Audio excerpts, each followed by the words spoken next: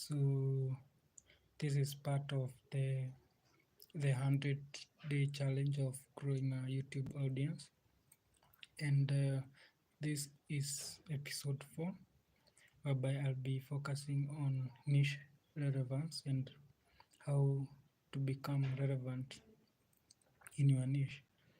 That is, if you are creating YouTube content, how do you stay relevant? So in the previous episodes, we had handled how to go about starting a YouTube channel, and in episode 2 we focused on the some of the things that you need to look at when starting. And in episode 2 we focused on the factors, and one of the factors was identifying a niche.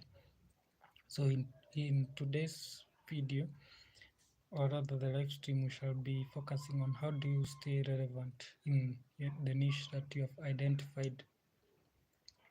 So first, so let's get into it. So a niche, as we stated, when you're starting, you must choose a niche, and you must be consistent in that niche. And the niche that you choose must be something that you like, so that you can have a consistency in that niche.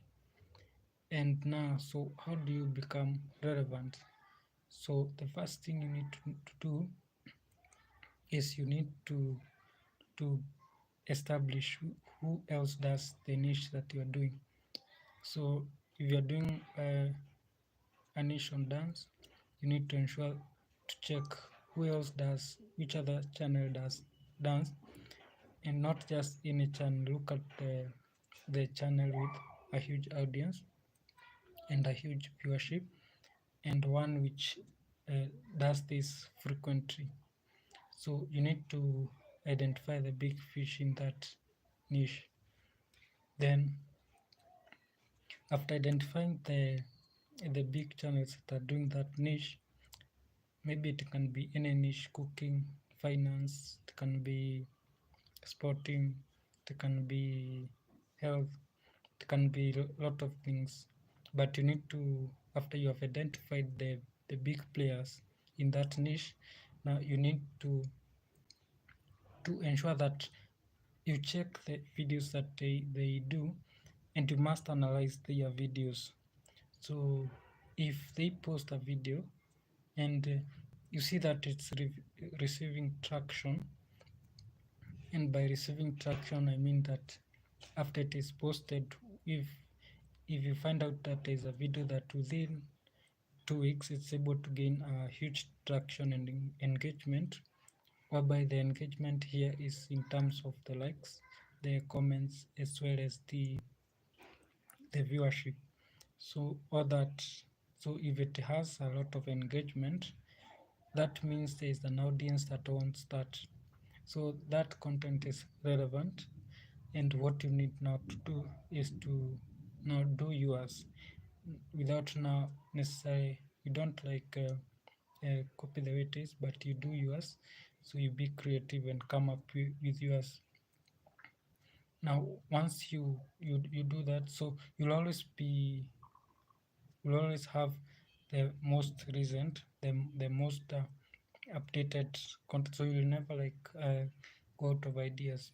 And now you do this for, you review various channels, so you can have 5 or 15 based on how much you want to, or how much you are able to do the reviewing. Then you track which type of content they post and what is the engagement like. If the engagement is good, you can redo that topic in your own way. And that is the first way of being relevant in that niche that you have chosen. And when choosing the channels that you're going to focus on, ensure that they are in your niche, so you don't mix, because you always get recommendation. So the good thing is that when you follow the niche you are in, whenever they upload their videos, you'll get the niche specific videos for that, and you can also do the analysis. Now, the other thing you need to do is to ensure that your descriptions are based on that niche. So for you to be relevant in a niche, there are niche specific description, and these descriptions will ensure that the video that you have is based on that niche. So it will always push your video, so you don't like use a vocabulary or description or keywords that are for a different niche. So if you're talking about finance, then you need to talk about things related to finance or money, how people make money. So if you're into that venture of making money, there are those who do content based on that. So in that niche, you need to ensure that the vocabulary and the description is for that niche. Another thing is that in your descriptions, the first 300 words of that video need to be very rich in the current engaged, the most current engaged keywords in that niche. So if you are cooking, let's say, something, you need to get which words are people searching out there, and you must describe them well in your video. And now that's how you ensure that your video will be relevant to that niche. The other thing you ensure relevance with is usually the hashtags. So the hashtags in your videos need to be one. You must use hashtags that exist. There's no harm in using hashtags that does not exist. But how hashtags work is if you use a hashtag that had been used before, you are trying to capture the same audience that viewed a video on that hashtag. If you use a hashtag shorts, then you're trying to get an audience that previously had watched a video on shorts, YouTube shorts. So the hashtags must be related to the content you have. And now the point where people go wrong is they put hashtags that are not related, and what that does, it pulls the wrong audience. If you pull the wrong audience because you are putting the wrong hashtags, your video may gain traction within the first 1 or 2 days, but in subsequent days or in the other days, the YouTube algorithm will note that you're just clickbaiting, and you are just using hashtags that are not related to your content. So you need to use super rich hashtags. So focus on the hashtags with huge amount of views and related and the most current. And also, now when it comes to new hashtags, you can use a new hashtag if you want to create now that audience. So if you want to create an audience for, let's say, you have a specific content that you want to be organically, such that it revolves around just your channel, such that someone who just sees that. So let's say you want to, it's a hashtag that has never existed.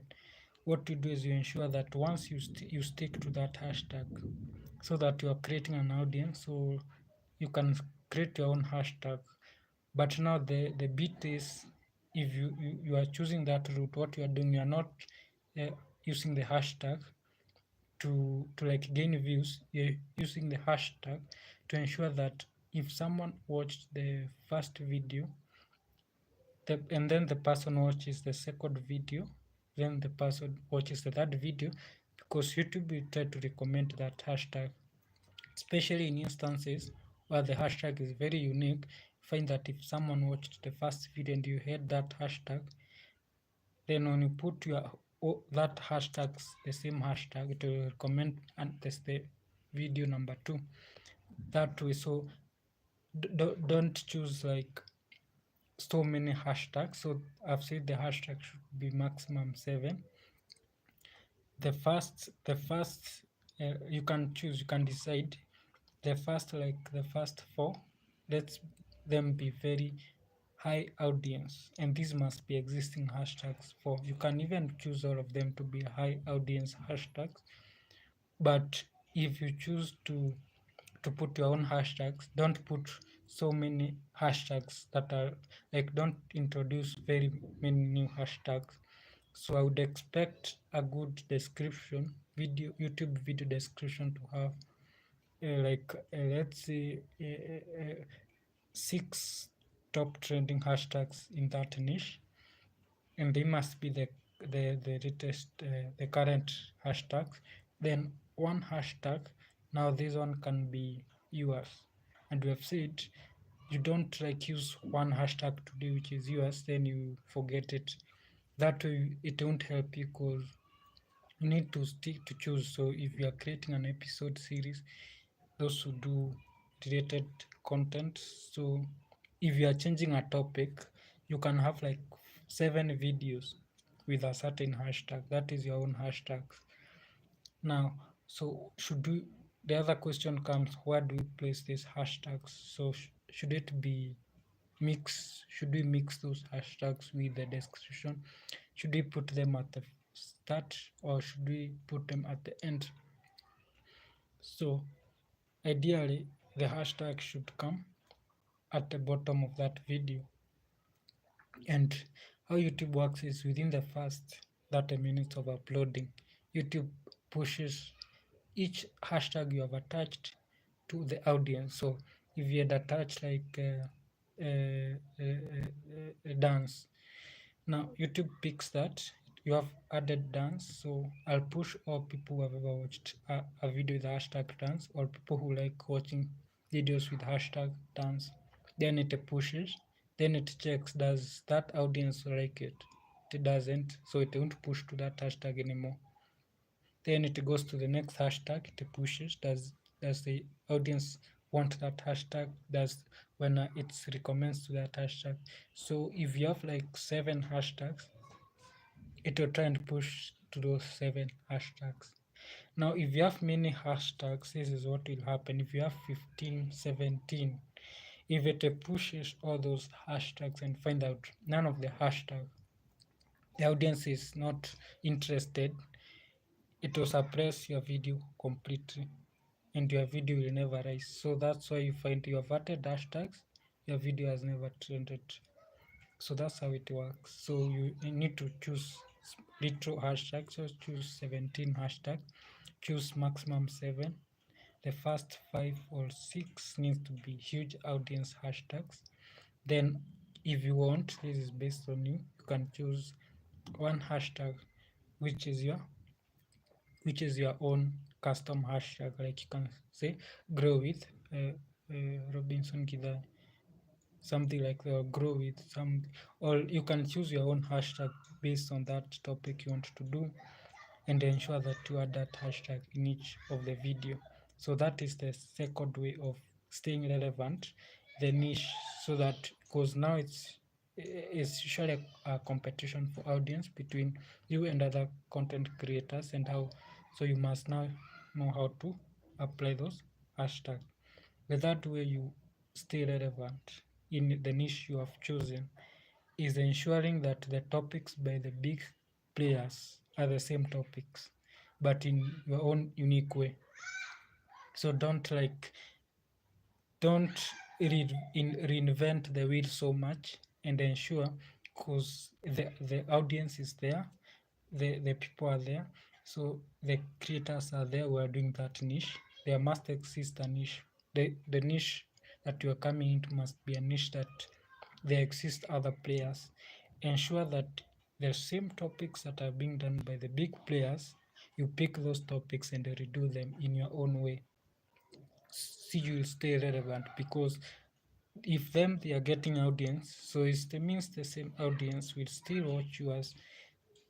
So you need to ensure that you pull as much audience that you can based on the different topics, but the same topics that are being done by the big players. And if you are joining us right now, see that the first step, and you can rewatch it, for staying relevant in YouTube during content creation, is to follow the big players. Now, And maybe I need to clarify that sometimes the big players may be those who have a lot of views and not necessarily those who have a lot of subscribers, because you can be a small channel but the content that you are pushing is a content that the audience wants but is not subscribing. Yeah, so in this series I'll also be doing a special video on how do you ensure that when people watch your video subscribe, because what I can tell you, people are not easy to subscribe. It's one of the hardest things.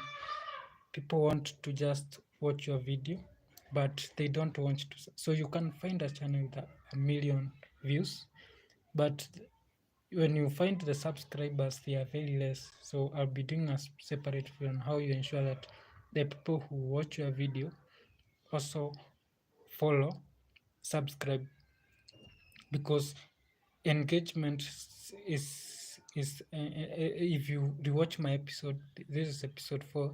There is an episode I did on how do you ensure that you create a brand, and we talked about having viewership and audience. So you get viewership, which will give you audience plus viewership will give you a brand. But now here comes the thing. Audience is the subscribers, viewership is the views. You have many views but you have little subscribers, because and I'll repeat, people are very hard to subscribe. For you to convince someone to subscribe, they must see value. They must see why do I need to subscribe in your video. People won't just like comment subscribe subscribe in the channel. So you need to ensure now that now you the content you push is content that adds value. So that is it. So the descriptions, that doing the same topics, adding the right hashtags, then ensure that you follow the big players, the market. So you need to now look at that, and that's how you stay relevant on YouTube.